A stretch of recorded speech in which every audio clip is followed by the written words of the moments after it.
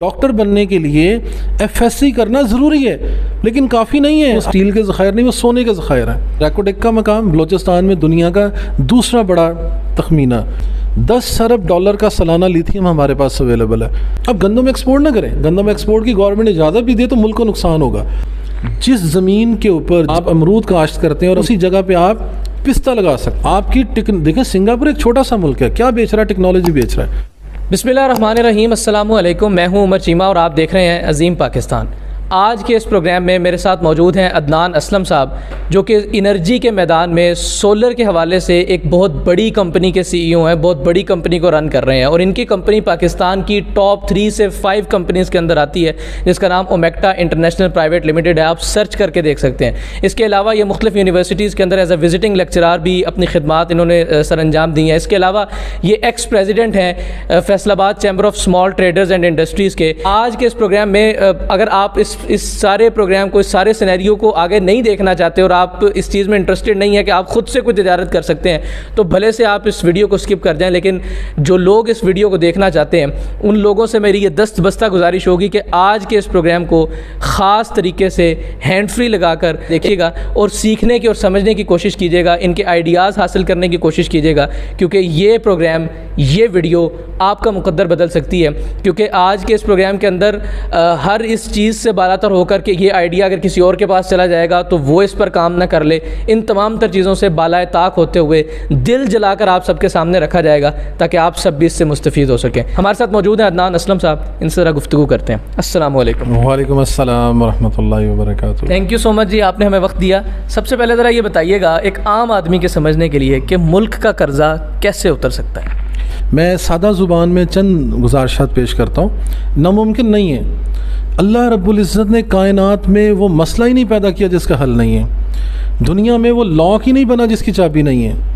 वो बीमारी ही नाज़िल नहीं हुई जिसकी शिफा नहीं है। मेरे रब ने हर मसले का हल रखा है, लेकिन क्या हम तैयार हैं उसके लिए?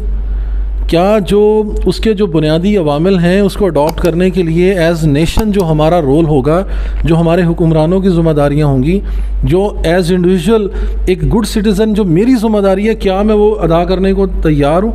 अगर मैं हूँ तो इंशाअल्लाह अज़ीज़ पाकिस्तान बड़ी आसानी से अपना कर्ज़ा उतार सकता है। सही है। तो उसमें सर नंबर 1 ये है कि देखें इकॉनमी की बेसिक्स क्या हैं। इकॉनमी की बेस नेचुरल रिसोर्सेज हैं।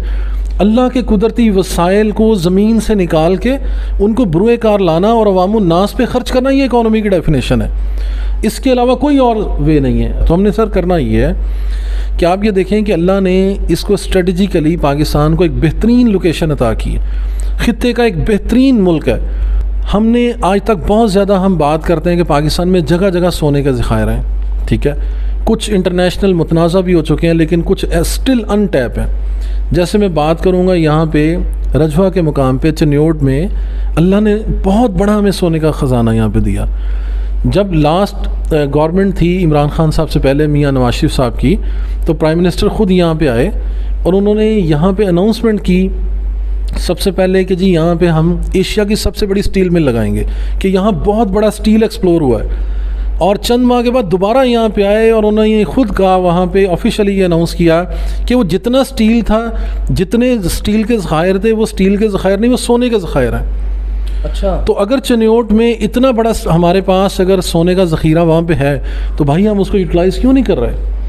वो दूसरे किसी मुल्क ने आके तो उसको यूटिलाइज़ नहीं करना, वो हम ही ने यूटिलाइज़ करना है। तो मैं ये समझता हूँ कि फ़ौरी तौर पे इस गवर्नमेंट को एक स्टडी करना चाहिए कि जितने हमारे पास रैको डेक का मकाम बलोचिस्तान में दुनिया का दूसरा बड़ा तखमीना, एक तखमीने के लिहाज से 54 मिलियन टन सोना है रैको डेक के अंदर। जिसको अगर हम करें रुपीज़ में तो कितना बन जाता होगा ये? सर ये इस कदर बनता है कि अगर आप इसको दादो शुमार करें तो पाकिस्तान की 24 करोड़ आवाम को अगर हर बंदे को 1 अरब रुपया दे दिया जाए, ओवर एस्टीम कर रहे हैं अभी हम, यानी 24 करोड़ बंदों को, हर बंदे को अगर 1 अरब रुपया पाकिस्तान गवर्नमेंट उसको दे दे तो उस 54 मिलियन टन को आज सेटल कर लेंगे। तो पाकिस्तान में कोई दुनिया का शायद ये वाहिद मुल्क होगा जिसमें हर बंदा अरबपति होगा। सिर्फ सोने के ज़खायर नहीं हैं, अल्लाह ने प्लाटीनियम के ज़खायर हमें दिए हैं। लिथियम 10 अरब डॉलर का सालाना लिथियम हमारे पास अवेलेबल है, 10 अरब डॉलर का, जो आज तक पाकिस्तान ने एक्सप्लोर ही नहीं किया। तो सर अगर हम उसको प्रोसेस कर लें कंपनीज़ को लाइसेंसेस दीजिए, हम उस टेक्नोलॉजी को इंटरनेशनली लेके आएँ पाकिस्तान में, लिथियम को प्रोसेस करने के बाद लिथियम आयन बैटरीज़ बनाएं। आपको पता है ये दुनिया का एनर्जी का इस वक्त सबसे बड़ा इस वक्त चैलेंज ये है कि इलेक्ट्रिक व्हीकल्स पूरी दुनिया में आ रही हैं और आहिस्ता आहिस्ता फ्यूल की कंजम्पशन ख़त्म हो जाएगी, कम होगी, फिर एक वक्त आएगा ख़त्म हो जाएगी। आपके बड़े बड़े पावर हाउसेज़, आपके पावर प्लांट बैटरियों पर चलेंगे। आपकी ये जो लिथियम आयन बैटरीज आपका देखें, मोबाइल, अरबों डॉलर की बैटरियाँ पूरी दुनिया में मोबाइल में यूज़ हो रही। तो 10 अरब डॉलर का वो ख़जाना अगर हम उसको कन्वर्ट कर लें प्रोसेस करने के बाद, वो कम से कम 50 से 70 अरब डॉलर उसकी वैल्यू है। तो सर 70 बिलियन डॉलर सालाना हम एक्सपोर्ट कर सकते हैं सिर्फ इससे एक आइडिया से। आप ये देखें कि KPK के अंदर अल्लाह रब्बुल इज़्ज़त ने एक जगह है वहाँ पे नाटक के नाम से, एक कर्नाटक या नाटक उस कस्बे का नाम है, जो बहुत बड़े एरिया पे फैला हुआ है और उसमें पिछले 60 साल से बहुत सारे लोग वहाँ पे गए, बहुत सारे मीडिया प्रोग्राम्स उस जगह पे हो चुके हैं कि गैस इतने प्रेशर में अवेलेबल है कि आपको ज़मीन पे जगह जगह आग लगी हुई नज़र आएगी और जस्ट आप पत्थरों को हटाते जाएंगे तो नीचे से आपको नज़र आएगा कि वहाँ पे आग चल रही है उस गैस के प्रेशर की वजह से, और पिछले 60 साल से ये हो रहा है। तो आप ये देखें कि एक तरफ हम कर्ज़ों का रोना रो रहे हैं, एक तरफ मुल्क में गैस की शॉर्टेज है, हमारी इंडस्ट्री को गैस नहीं मिल रही और हमारे पावर हाउसेस बंद पड़े हैं और आज 5-5.5 हज़ार मेगावाट शॉर्टफॉल है। तो इस तरह के कितने खजाने जिनको हम ज़ाया कर रहे हैं। अच्छा, ये तो ज़मीनी ज़खायर से ज़रा हम हट के कुछ ऐसी बात करते हैं जिसके साथ आम आवाम भी ख़ुद को रिलेट कर सके, मसलन कोई और ऐसा आइडिया जिसके अंदर कोई आम आदमी भी पार्टिसिपेट कर सके। पाकिस्तान में एक आम बंदा क्या कर सकता है, सब्स्टिट्यूट इंडस्ट्री, ये एक बहुत बड़ा टॉपिक है कि आप गैप डेवलपमेंट पे काम करें। पाकिस्तान में जो जो इंडस्ट्रीज़ नहीं है उन इंडस्ट्रीज़ को लगाइए। आप मिट्टी एक्सपोर्ट कर सकते हैं, आप रेत एक्सपोर्ट कर सकते हैं, वो भी कीजिए। आप जो चीज़ एक्सपोर्ट कर सकते हैं लेकिन उसको एज रॉ मटेरियल ना करें, उससे मुल्क को नुकसान होगा। हमारी चीज़ें जो हैं उनको क्या करें, मिसाल के तौर पे आपके पास गंदम है, अब गंदम एक्सपोर्ट ना करें, गंदम एक्सपोर्ट की गवर्नमेंट इजाज़त भी दे तो मुल्क को नुकसान होगा। आप सर गंदम की बहुत सारी प्रोडक्ट्स बनती हैं, उसका दलिया बनता है, उसमें जो बिल्कुल एंड पे जो बिल्कुल बेकार गंदम होती है उसके साथ 2-3 आइटम्स और ऐड करें तो जानवरों का या परिंदों का चारा बनता है, परिंदों के खाने की चीज़ें बनती हैं, वो री एक्सपोर्ट करें, ब्रांड बनाएं, पैकेट में डालें। हमारे पास कॉर्न की बहुत बड़ी फसल है, कॉर्न फ्लोर जो हम छल्ली कहते हैं जिसको, उसका कॉर्न का पाउडर बनाएं, उसको बाहर एक्सपोर्ट करें। कॉर्न के दाने जो हैं, कॉर्न के दाने, इनको आप डिब्बे में बंद कीजिए, आप देखें कितने इंटरनेशनल ब्रांड, और बहुत महंगा है। जो 30 रुपये की छल्ली आप 300 रुपये में बेच सकते हैं। एक छल्ली में जितने दाने हैं भाई वो 300 रुपये में, यानी कि पाकिस्तानी आप समझ लें 1.5 से 2 डॉलर आप कमा सकते हैं उससे। तो बिलियन ऑफ डॉलर्स जो हैं हमारे लोग, अगर हम अपनी एग्री प्रोडक्ट्स को, जिसमें मैं मोरिंगा की बात करूंगा, एक आम हो चुका है मोरिंगा पाउडर, पूरी दुनिया में एक्सपोर्ट करें, 50 बिलियन डॉलर की ये मार्केट है। मैं इसी की जानिब आ रहा था कि आप ज़राअत की बात कर रहे थे और इससे पहले भी जब ऑफ द रिकॉर्ड आपके साथ बात हो रही थी तो आपने कहा कि एक ज़मीन है जो सोना उगल सकती है तो हम वहाँ पर पीतल क्यों उगा रहे हैं। तो इसी तरह यानी कौन कौन सी चीज़ें जो एक आम किसान उसके अंदर बेहतरी ला सकता है, जैसे आपने मोरिंगा की बात की, आम की गुठलियों की भी आप बात करते रहे पहले। करता हूँ जी, देखें एग्रीकल्चर में एक बहुत बड़ा हमारे पास सेक्टर है। जिस ज़मीन के ऊपर, जिस जगह के ऊपर, जिस एनवायरनमेंट में आप अमरूद काश्त करते हैं और अमरूद की फसल ले लेते हैं, उसी जगह पे, उसी घर में, उसी क्यारी के अंदर, उसी जगह पे आप पिस्ता लगा सकते हैं। ये मेरी इसके ऊपर भरपूर असर से अल्हम्दुलिल्लाह। अच्छा। आप पिस्ते का पौधा लगाइए, अमरूद 20 रुपये किलो, पिस्ता 1000 रुपये के जी, ये मिनिमम वैल्यू बता रहा हूँ। इंटरनेशनल मार्केट में 1400-1500 रुपये के जी है, जिसके आप डॉलर बनाएं तो आप खुद समझ सकते हैं कि कितने डॉलर बनते हैं। तो सर पिस्ता एक्सपोर्ट कीजिए। कम से कम मेरा ख्याल है कि इस वक्त तकरीबन शायद 4 अरब डॉलर का, ठीक है, हम सोयाबीन बाहर से इम्पोर्ट कर रहे हैं, ठीक है, साल का।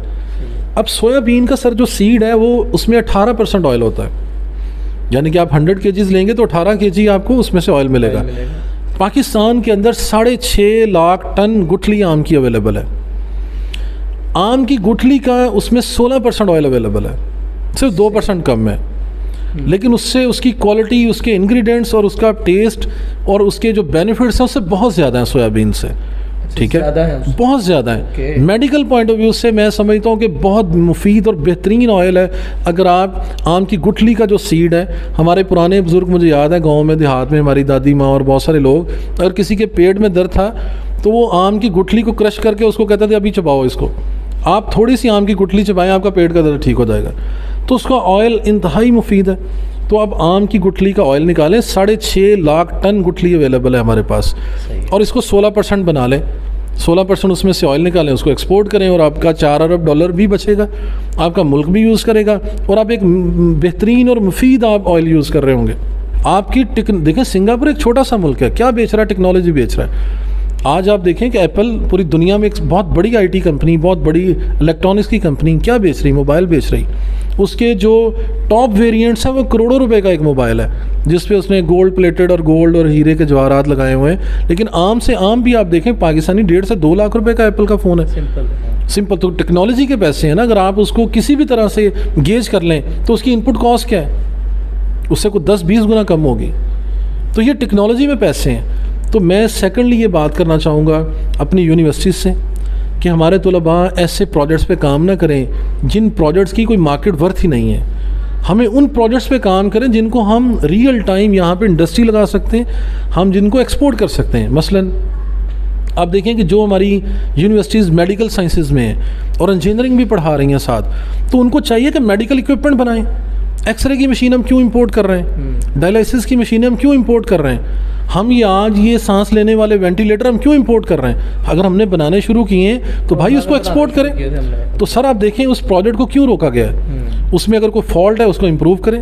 देखिए आप ओवर द नाइट सारी चीज़ें एक्सपोर्ट नहीं कर सकते, ठीक है। रिवर्स इंजीनियरिंग एक बहुत बड़ा टूल है, चाइना ने भी यही किया कि उन्होंने पूरी दुनिया से इक्विपमेंट मंगाया, उन इक्विपमेंट को ओपन किया, खोला उनको और रिवर्स इंजीनियरिंग की अपने इंजीनियर्स को दिया और दोबारा अपने नाम से नई चीज़ें बना ली। हमें पाकिस्तान में एक बहुत बड़ी इंडस्ट्री जो हम डेवलप नहीं कर सके वो ये थी कि हमें यहाँ पे पेट्रोकेमिकल की इंडस्ट्री यहाँ पे चाहिए थी, जिससे हमारे डाइज़ यहाँ पे बने, हमारे केमिकल यहाँ पे बने। हमारा जितना भी टेक्सटाइल का बिज़नेस है वो डाइज़ केमिकल $बिलियन के इंपोर्ट करता है, तो हमें इंपोर्ट नहीं करना पड़ेंगे। उसके बाद हमारी लेदर इंडस्ट्री, हमारी पेंट इंडस्ट्री, हमारी बहुत सारी प्रोसेसिंग इंडस्ट्रीज़ में जो डाइज़ और केमिकल यूज़ होते हैं वो हमारे पास यहाँ पाकिस्तान में अपना पेट्रोकेमिकल की इंडस्ट्री यहाँ होनी चाहिए। इस टर्म को समझने की ज़रूरत है। डॉक्टर बनने के लिए एफएससी करना ज़रूरी है, लेकिन काफ़ी नहीं है। आप एफएससी करके आप डॉक्टर नहीं बन सकते। तो पाकिस्तान में सिर्फ इंपोर्ट बैन करके या असम्बली स्टार्ट करके आप पाकिस्तान को दुनिया में एशियन टाइगर या दुनिया में फ्लरिश नहीं कर सकते। आप अपने कर्जे नहीं उतार सकते। कर्जे उतारने के लिए आपको मैन्युफैक्चरिंग करना पड़ेगी। अच्छा, हमने वाइडली हमने कुछ पॉइंट्स दे दिए। मैं चाहूँगा कि हम इसकी एक सीरीज़ की शक्ल में लेकर चले ताकि हर एक चीज़ को हम ब्रीफली भी कौम के सामने एक्सप्लेन करें, अगर आपकी इजाज़त हो इंशाल्लाह। तो ये थे जनाब अदनान असलम साहब जो कि हमारे साथ मौजूद थे और मुख्तलिफ आरा आपने इनकी सुनी और यकीनी तौर पर मैं समझता हूँ कि मुझ समेत आप लोग भी किसी न किसी आइडिया पर इस वक्त पहुँचे होंगे कि अगर इस चीज़ को ही लेकर के हम आगे चलें तो वो यकीनी तौर पर अपनी किस्मत बदल सकता है, मुल्क की किस्मत बदल सकता है। अगर वो सिर्फ आलू एक्सपोर्ट करने की बजाय उस आलू से चिप्सें बनाकर और एक ब्रांड डेवलप करके लोगों को बेचना शुरू करे तो वो यकीनी तौर पर पाकिस्तान की किस्मत बदल सकता है। ये थे अदनान असलम साहब जो कि अजीम पाकिस्तान का हकीकी चेहरा है और एक ऐसा ज़रखेज़ चेहरा है। इनके आइडियाज़ एक ऐसे ज़रखेज़ और ऐसे आइडियाज़ है कि जिनसे मुख्तलिफ लोग फ़ायदा हासिल करके मुख्तलिफ तौर पर मुख्तलिफ तरीक़ों से अजीम पाकिस्तान का चेहरा बन सकते हैं। तो ये रियल फेस और ये पॉजिटिव फेस और ये अजीम फेस है पाकिस्तान का। इनके साथ इंशाल्लाह हम कोशिश करेंगे कि एक सीरीज़ चलें। ज़ाहिर है इनकी मसरूफियात होती हैं, लेकिन हम एक सीरीज़ आप सब के लिए लेकर के आएँगे ताकि आप सब भी कारोबार की जानिब आ सकें और तिजारत जो कि नबी करीम सल्लल्लाहु अलैहि वसल्लम के फ़रामीन के मुताबिक एक ऐसा अमल है कि जिसके ज़रिए से इंसान ही नहीं बल्कि कौमों की भी नसीब बदले जा सकते हैं। मुझे इजाज़त दीजिए। अल्लाह हाफ़िज़।